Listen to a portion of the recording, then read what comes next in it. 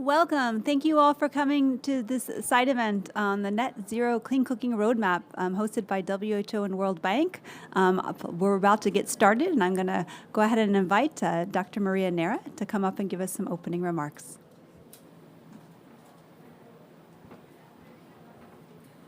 Thank you, Heather, and thank you all, and thank you those who are online listening what is happening in Dubai on a very exciting moment where I think this is very relevant. A couple of days ago, as you probably know, for the first time ever, we have health finally at the heart of the conversations, of the negotiations, because we have the first ever health day at a COP. Is this relevant for what we are discussing here about access to clean energy, for universal access to clean cooking? Extremely relevant.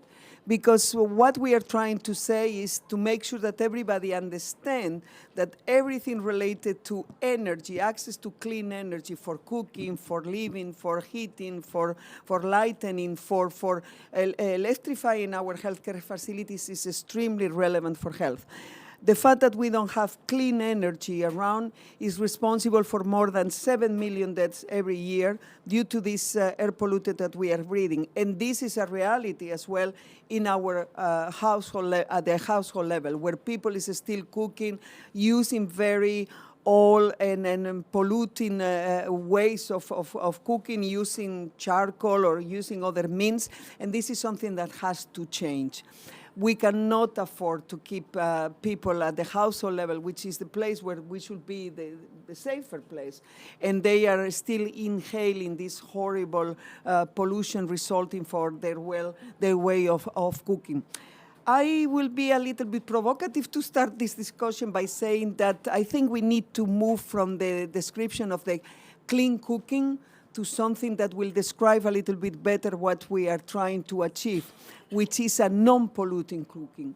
I realize that when we use the clean cooking, many people think that it's about hygienic purposes or performance or even having sanitation around. So I think what we are trying to say is that we don't want people to be polluted or breathing polluted air as a result of the fact that they are preparing food or trying to have a heating at home or lighting in their household. So this is a fascinating way to take out of poverty people. It's a fascinating way of taking women out of lack of education.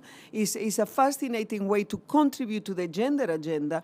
And it's a fascinating way, of course, to ensure that we will reduce all of those million deaths that are caused by the bad quality of the air we breathe.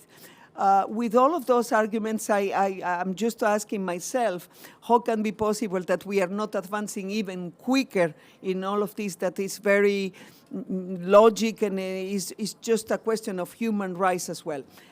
From WHO, you know how much we are engaged on this and how much we want to advance. We want to take these women and children out of this polluted environment. We believe on a just transition to clean, renewable sources of energy, and the transition needs to be the one responding to the needs of the people. Whatever it takes, we want a transition, but a quick transition out of keeping people out of this polluted environment. So I hope that this will open the discussions. I know that the panel, we have different aspects and different contributions, but as I say, it's absolutely unacceptable that in 2023 we still need to fight for people not to cook like in the Stone Age on an open fire and with charcoal. This should be definitely out of our agendas as soon as possible, and accelerating this transition will be a very strong way, powerful way to protect the health of our people. So thank you very much for inviting me, and over to you, moderator, for, I'm sure, a very successful session. Thank you.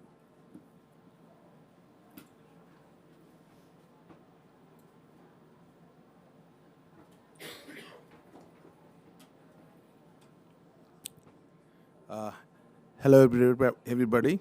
My name is Chandra Govindrajulu. I'm from the Energy Sector Management Assistance Program at the World Bank.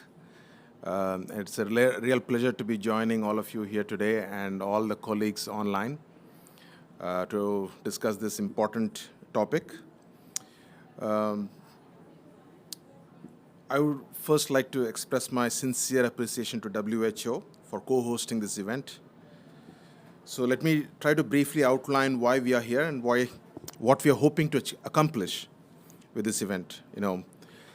Uplifting world's 2.3 billion people still living in cooking poverty, as we call it, is an urgent development issue as we see it.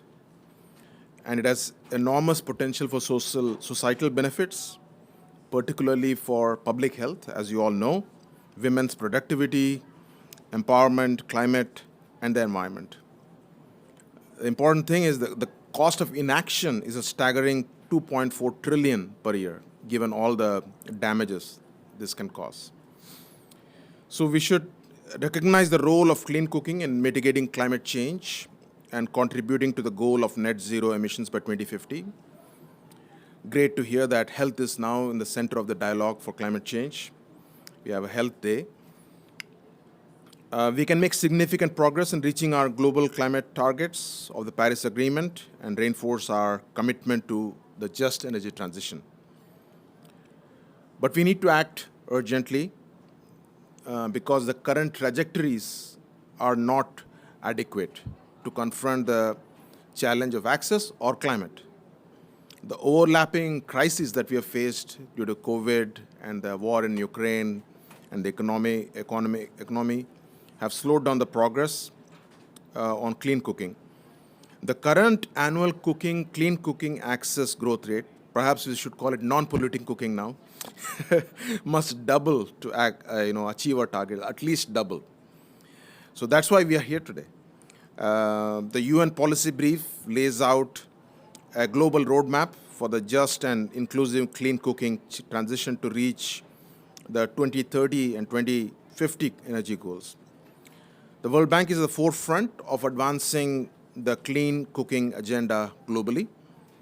Since July 2015, the bank's clean cooking support has more than 33 countries and 43 million people and to $350 million, $590 million. So the cooking fund that we established in 2019 is the largest dedicated fund for galvanizing political commitment, scaling up public and private investment in this area, and catalyzing innovation. Recently, the World Bank's board approved last week Accelerating Sustainable and Clean Energy Access Transformational Program, ASCENT program, which is the largest energy access program to date at the bank. This is going to impact 100 million people in over 20 countries, and it has an outlay of $5 billion over 7 years, mobilizing another $10 billion. So it is the largest of the, I've been in the World Bank for more than 20 years. This is the largest I've seen, and it has been done at a record pace. So under this program, the aim is to mobilize $200 million in development financing that can unlock at least $400 million in private investment for clean cooking. So we have convened today's meeting together with our partners at WHO to build the roadmap laid out by the UN Energy Policy Brief. As we will see in the subsequent interventions here, my colleagues will make soon a presentation. We all as a community need to come together and do much more to be on track. All of this and more important, all the more important as clean cooking is one of the most equitable mechanisms to pursue the transition to a net zero economy. So on behalf of the bank, I am wishing all of us an insightful and productive session. Thank you very much.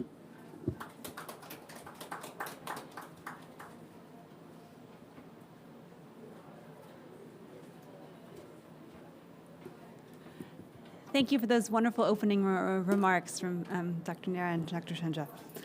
Now I'd like to go ahead and give a brief technical presentation. I have my colleague Michelle from the World Bank online. She's leading the Clean Cooking program at World Bank ESMAP. So will this be a bit of a joint presentation? We want to give you a bit of a snapshot of what this Net Zero Clean Cooking Roadmap is all about and what it says. And then we're going to hear from our panelists. We have a nice set of panelists to really show how this can impact their work. So in light of time, we'll be a bit quicker than as we're behind already. So we'll go ahead and get started.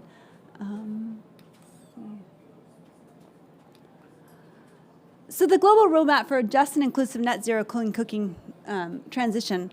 Why are we doing it? Why is WHO here? Why are we here at COP talking about this? Well, there's a number of reasons. One of the main reasons, of course, for WHO, as Dr. Nara highlighted, is actually the health impacts. WHO estimated in 2019, and this pretty much is an average annual, is about 3.2 million deaths were attributed to household air pollution. Now, this number of deaths is actually likely to be higher because this is only really attributed to the diseases for which we have the strongest evidence, including chronic obstructive pulmonary disease, pneumonia, ischemic heart disease, stroke, and lung cancer.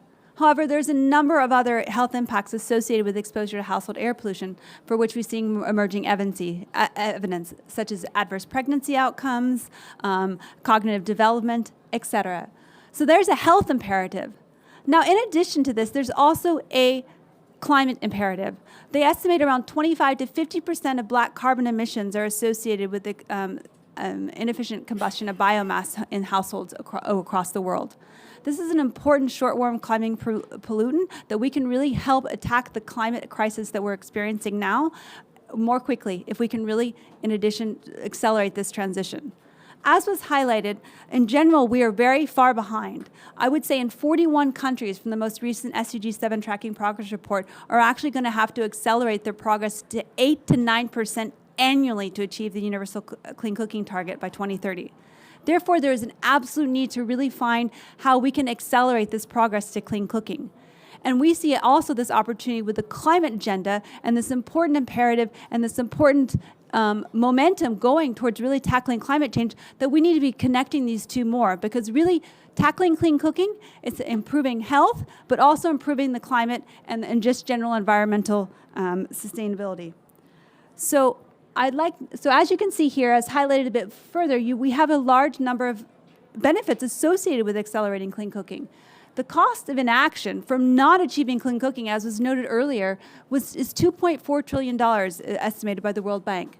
$1.4 trillion just alone in the healthcare costs associated with exposure to household air pollution, in addition to the climate of $0.2 trillion and $0.8 trillion in gender impacts. Now, these are numbers, they're quantified, but this is not the human side of it. You have to think about these women cooking over stoves, polluting and causing labored breaths. They're unable to contribute to normal daily lives due to this extreme heavy disease that they've acquired due to the exposure to household air pollution. And there's certain areas that we really see there's opportunity for, just sub-Saharan Africa. If right now there's almost 1 billion people who lack access to clean cooking in sub-Saharan Africa, and that number is actually expected to increase to 1.1 billion by 2030 at the current pace, and only increasing. So there's huge opportunity for not only improving climate and health by really trying to accelerate this access. However, we've been stagnant and things have been slow. So WHO and the World Bank have tried to put together a roadmap to really kind of accelerate access and really makes this a just and inclusive transition. Now, in this transition, it's not only about low and middle income countries. We also want to hold accountable high income countries, because a large amount of pollution is coming and climate degradation is coming from high-income countries of the cooking that they're doing, as well as the domestic heating. So this is an important, just and inclusive part, because we are really going to try to hold accountable high-income countries for making a just transition by 2050. So now I'd like to hand over to Michelle from the World Bank, who's online, to give us a little bit more details about this. Over to you, Michelle. Thank you very much. So as Heather said, we were looking on people, and the model we built was basically on following a people-centered energy access approach and addressing the common practice of fuel and stove stacking, this global map. This is the use of the multi-tiers framework for cooking. This is important because it takes in account six key dimensions to actual access to the final service and benefits of clean cooking. It takes in account exposure, efficiency, convenience, availability, safety, and affordability. So that's the multidimensional approach that we're taking account on this complex issue to build this roadmap. Next slide, please. In this context, we have different milestones to align the access of clean cooking and the objectives of the Paris Agreement. So the first key milestone, that's 2030, it's eliminating cooking poverty and achieving universal access to clean cooking in alignment with SDG 7 target. To achieve the 2030 target, the share of population mainly cooking with electricity, LPG, and biogas, ethanol, solar, and other clean fuel or improved cooking solutions need to increase from 48% to 65%, with an intermediate benchmark of 52% reached by 2025. Additionally, the share of the people mainly use improved cooking solutions like low-emission biomass stove, tiers 3 or better, need to increase from 15% to 35%. This means that between 2022 and 2030, the pace of clean cooking expansion needs to increase from annual growth of 2% to 4.7%. That's the main challenge, and it's why it's important to keep the goal and our perspective. And in 2030, it's so important because we need to have this milestone. Moreover, advancing clean cooking access and delivering on the Paris Agreement are inextricably linked. Universal access to clean cooking is an integral part of transition to a just net zero emission energy system, and so it's necessary to consider the further milestones. The milestone 2, which the achieve universal cooking with max and accelerate the decarbonization of cooking fuel by 2040. Achieve these targets means that the population primarily use improved cook solution in 2030 must fulfill transition to exclusively the use of max by 2040. Currently, stepped up efforts will be needed to replace LPG, natural gas with renewable electricity, bio-LPG, green hydrogen, and other renewable cooking fuels, such as ethanol. So it is the second milestone. The third milestone is when we are going the direction of 2050, and the objective here is to achieve the net zero emission target, which will require significant efforts to decarbonize the entire energy value chain, including production, distribution, and etc. And between 2020 base year and 2050, the emissions of CO2 equivalent produced through the generation of electricity, LPG, and natural gas will need to be reduced by upwards of 90% to a net zero cooking footprint. Next slide, please. These milestones need to be translated in targets considering percentage of population access to different technologies. For instance, by 2025, it's necessary that 1 billion shift out of cooking poverty with cleaner cooking solution. By 2040, around 60% should achieve universal cooking with max in direction of the 100% by 2050 goal. Next slide, please. Next. Thank you. For that the enabling words poor to cook with modern foods and technology and lift them from cooking poverty, it's urgent development issue and require urgent action. And some recommendations of action are here. One is the mobilization of political commitment at the highest level. Second, governments to strengthen and achieve the clean cooking targets in their energy and climate policies. Third, national governments should integrate cooking energy demand in their energy planning and the strategy development, and then translate it into near-term trajectories and action plans. Fourth, country-specific pathways and roadmaps are needed to guide this transition. Fifth, a dramatic scale up in public finance is needed to leverage private finance for clean cooking. And last but not least, climate finance can play a key role in making clean cooking investment financially valuable if it's carefully managed. So next slide. With that, I thank you very much for the opportunity to present the roadmap. Thank you, Michelle. And just because we cannot do it alone, World Bank and WHO, this is a global problem that really needs a variety of partners. We really look forward now to hearing to some panelists and how they can really help push this forward and how they're going to push, and we can really see the net zero clean cooking, just and inclusive clean cooking transition happen on the ground. Thanks.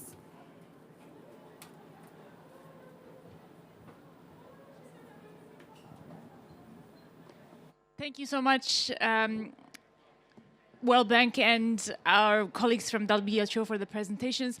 For this part of the event, we are going to have a panel discussion. I'd like to invite the panelists to please come to the stage.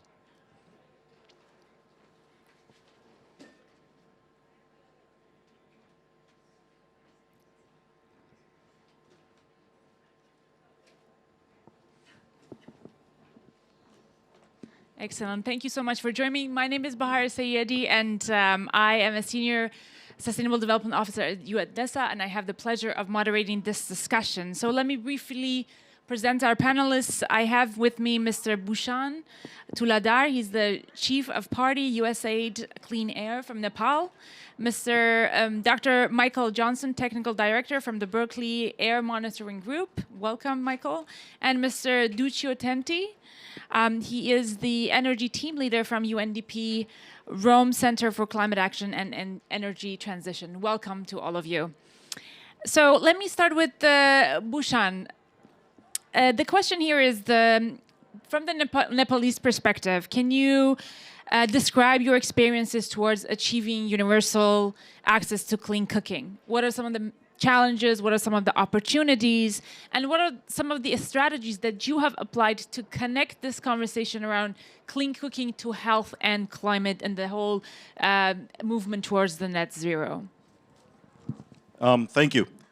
First of all, I'm glad that the title says just and inclusive cooking. So it's not just about climate, it's not just about health, it's about human rights. And Maria also mentioned it earlier, that it is just unfair that in 2023 we're still discussing this. And that frustration is there in Nepal as well, I think. Right? We've been talking about clean cooking since 1950s. Improved stoves have been introduced. And even today, the last census said that, which was basically 2 years ago, 2021 census said that more than 50% of the households still rely on solid biomass fuels. 51% on wood and 3% more on dung and so on. That is frustrating, but at the same time, if you look at the previous census, which was 10 years earlier, 2011, that number, total number, was 75%. It's gone down to 54%. So that is encouraging. And if you look at, well, why did that happen? In 10 years, we went down from 75% or so, 75 point something to 54%, partly because government priority and government action, partly because market forces. It's just that LPG is now available in many villages. So the use of LPG has gone to 44%. So that has really increased. And also access to electricity. Now 98% of households in Nepal have access to electricity, either on-grid or off-grid. Okay? And with that comes access to electric cooking. And in Nepal, believe it or not, it's cheaper to cook with electricity than LPG. The problem is cheaper to cook with wood, especially if it's freely available. And Nepal, one of our commitments to Paris, declaration was we'll keep 45% of our land as forests. So we do have a lot of forest. We do have a lot of people living nearby forests, and they will continue to harvest firewood from forests and use that. So that is a challenge. So as we move forward, one is that economic challenge. Two is, social challenge. People just not aware that this is linked with human rights or health or so on. And three is just the supply of electricity, although it's there, 98% I said, but still reliable and affordable electricity is still a challenge. So I think if you look at our journey, it's been mixed, right? There's been some frustrations, there's been some, good things that have happened, but moving forward, I think there's a lot of optimism out there. We feel that we're going to end this pretty soon. Excellent. Thank you. Ending on optimistic side. So let me turn to Michael. From the perspective of short-lived climate pollutants, SLCPs, how does promoting clean cooking solutions contribute to the global goal of net zero emissions by 2050? Yeah, great question. And Heather kind of teed this up when she was giving a talk mentioning that up to 50% of the anthropogenic black carbon emissions come from household energy. Right? That's a huge chunk. And black carbon's been attributed to about 10% of the global warming to date. So it's a big slice of the pie that we need to deal with. And we're not going to be able to deal with that unless we deal with clean cooking, right? The other part of this is that transition to net zero in 2050, it matters how we get there. And this is about that just transition. And when we look at the different types of pollutants, we absolutely need to decarbonize our economies. That has to happen, right? But in the short term, there are things that we can do that benefit people more than just simple decarbonization. And one of those is eliminating sectors that have BC-rich emissions, right? Because those have the greatest co-benefits. So when you look at clean cooking, and especially in areas that are ecologically sensitive, like Nepal, where you're close to glaciers, the Arctic, other locations, reducing black carbon has a lot of co-benefits. And again, going back to Nepal, it's not just about a climate benefit, but when you are reducing black carbon emissions, you're also not altering your monsoon seasons. There's energy and agricultural security and food security all being impacted by those emissions. So, that journey to net zero at 2050, it does matter how we get there. And if we address those SLCPs, especially black carbon in the short term, that's going to benefit us in ways that are important for that just transition with lots of co-benefits. Thank you, Michael. And I think what you mentioned is very much in line with Maria said about we need to change the way we refer to clean cooking, non-polluting cooking. That really talks about black carbon, and this is what you're talking about, that we have to look at that side of the cooking issue as well. Now, Duccio, over to you. Both panelists mentioned just an inclusive cooking transition. How does that impact local communities, issues such as gender equality, livelihoods, and other development goals from the UNDP perspective and the work that you're doing on the ground? All right. No. Yeah, it works. Yeah. Okay. No. Thank you very much, actually, for inviting for this very interesting panel. Well, of course, clean cooking have a multiple effect on many issues related to development, to livelihoods, and in particular for gender equality. And of course, it can have a extremely huge impact when it comes to gender and the lives of women and girls. When it comes to the positive effects of clean cooking, for sure, research have demonstrated that clean cooking technologies is linked to women's ability to secure paid employment and exercise a control over households' financial decisions, and this is very important. Secondly, clean cooking value chain has also become an important labor opportunity for women and girls. And another important thing is that, of course, cooking is a sector where women are highly represented, and therefore investing in those sectors is a game changer that can bring absolutely many opportunities. Yes. Excellent. Thank you for highlighting the clear link between cooking solutions and development goals such as gender equality. Now, let me turn again to Bhushan.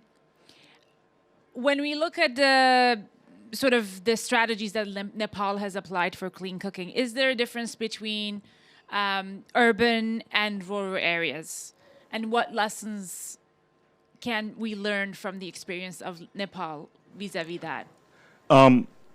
Yes, there's a difference, but at the same time, what we need to realize is the line between urban and rural is becoming increasingly very blurry, right? And especially now with urbanization happening at a very rapid pace. It's almost, we used to be known as a very rural country. Now, 2/3 of the people live in urban areas. So that is decreasing. And plus, with access to markets in rural communities, so the economy is also changing significantly. So what Nepal has done right now is that we have decided to leapfrog, right? We're not going to go from tier 1 to tier 2 to tier 3 to tier 4. It's electric cooking. And that's what our NDC says, 25% of the households doing electric cooking by 2030. And of course, we would like to have all houses doing electric cooking. Now, yes, there are challenges going with that, right? Supply of reliable, affordable electricity definitely is one of them. Supply of, cooking utensils if you want to do induction cooking, separate utensils are required, and also human resources to manage that. That's a challenge. So traditionally what has happened is in rural areas, we've been promoting improved cook stoves, or even biogas stoves. There are more than 400,000 households with biogas home biogas digesters, which has worked well. But one thing that we've realized is that the community, the society is changing very rapidly. With urbanization, with migration happening, a lot of, if you look at UAE, there are a lot of Nepalese workers here in the Middle East. So which means that they're sending money back home, and now they can probably afford an electric stove. So that change in socioeconomic patterns in the society would mean that this now strategy of going electric could work, and could work very fast. And now, like I said, 90% electric, houses have electricity. The plan is to have it to 100% in 2 years. There's plenty of electricity supply. We used to have a lot of load shedding before, not anymore. So hopefully that grid will also improve to support that. Next, what we need is the market to support that, products as in stoves and other products there, and human resources to fill in. Just like how LPG took off, I think electric cooking can take off as well. And strategically, the government has said that. And this morning, our energy ministry had also committed on that, minister, sorry. And even in the NDC, like I said, that's one of our prime climate goals, and we've taken it pretty seriously. That's very encouraging to hear that the changing dynamics in the society are actually causing a positive ripple effect vis-a-vis this issue of urban versus rural, and the lines are becoming, the gap is not widening, and it's the opposite. Opportunities are reaching the rural areas more than expected. And of course, the issue of cooking being included in the NDCs, this is a great news that deserves a celebration in many ways. We are looking for those great examples to highlight. So we will remember Nepal's NDC and the issue of cooking being included in there. Now, Michael, this next question for you is about data and technology. So what kind of data and technologies are needed to track our progress and effectively mobilize climate finance and investment to support universal access to clean cooking and the net zero targets of the Paris Agreement? Yeah, I love a data question. Excellent. I think there's also a really good segue there with the NDCs as well, because countries that are including clean cooking programs in their NDCs are going to need to track that. And right now, countries can kind of propose their own methods, and that's okay. But it's also a little bit of a Wild West if you think about it. If every country has their own MRV system, their own monitoring, reporting, verification system.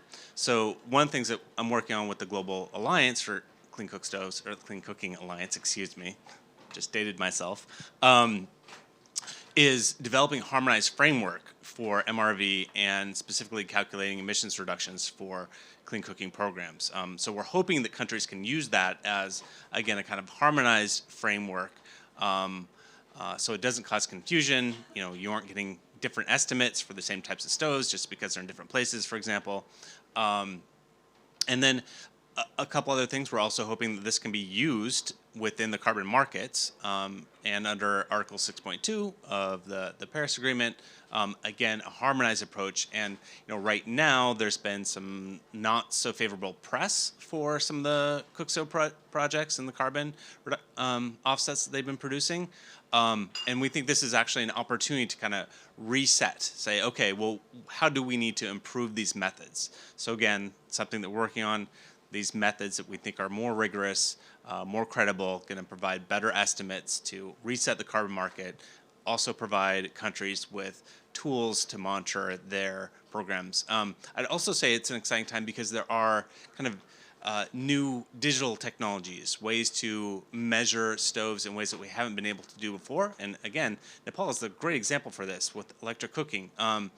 Stoves are hard to measure because there are these little tiny distributed point sources all over a region. You're not displacing just a few power plants or something where it's kind of easy to model or just check off a box. They're really hard to measure, the emissions reductions. But with some of the new technology, especially with electric cooking, Internet of Things, where the usage is beamed up to a cloud service and you can see how much people are using, and then it's much easier to track those emission reductions. So there are some really exciting developments right now, both in terms of the technology that we can use to measure emission reductions and also the frameworks that are being developed to harmonize how those emission reductions are tracked over time. So, yeah. Thanks, Michael. So, importance of data, technology, and innovation, as well as importance of building capacity of countries who will be able to utilize sort of better quality data and more innovative technologies to advance this agenda. And Duccio, now over to you about UN collaboration. How could different UN agencies work together to support countries in adapting this global roadmap to their local context and developing national level roadmaps for achieving clean cooking and net zero emissions in the cooking sector? So at the national level, what needs to be done to make this happen? All right. No, well, thank you very much. Well, pulling UN resources together, of course, is a factor that is going to contribute to achieve a transformative impact at national level, but even in a broader sense. Of course, this means brings together capacity and expertise, and this is exactly what we need. UNDP is the co-chair of UN Energy, so in this role, UNDP is pushing forward a collective action to achieve SDG 7. When it comes to this sort of pooling resources to achieve this common objective, from an energy perspective, UNDP is very much engaged in the field of energy access that has to be treated not in a silos, but as an enabler for further development. Of course, there's the issue related to building solid partnership. That is the only way to achieve this impact that we are envisaged. And when it comes to clean cooking, I'm sorry to see that this topic is still underrepresented in such, let's say, high political fora that then at the end are the one entitled to give that push and the direction that we have to take. And in that sense, we really have to work on advocating to bring really high clean cooking in the political agenda. And I'm looking, for instance, at the upcoming G7 presidency of Italy, where actually I really see good work of the International Energy Agency, for instance, accrediting to the G7 presidency to push forward clean cooking into the agenda. And I think that we definitely need on this topic this sort of political commitment to make things happening on the ground. Excellent. Thank you so much. I think we have reached the end of our panel discussion. To conclude, I'd like each of you to say very briefly one key message that you would like the audience to leave here with. Michael, you first. Yeah, I'd probably go back to the idea that how we get to net zero is really important. There are different pathways, and doing pathways that produce the most co-benefits in terms of health and that just transition with hitting as many SDGs as we can along the way, we really need to prioritize those pathways. Clean cooking because A, it's human rights, and particularly right of women and children is associated with it. Clean cooking because, as you said, there are so many co-benefits associated with it that, it's almost a no-brainer. And third, it's a low-hanging fruit, and that's where, the SCLPs come in as well. So there are so many things going for it. Let's invest in it. That when it comes to energy transition, there's no silver bullet, and obviously clean cooking has to be part of the solution, especially on an issue that is so anchored to the development of a country.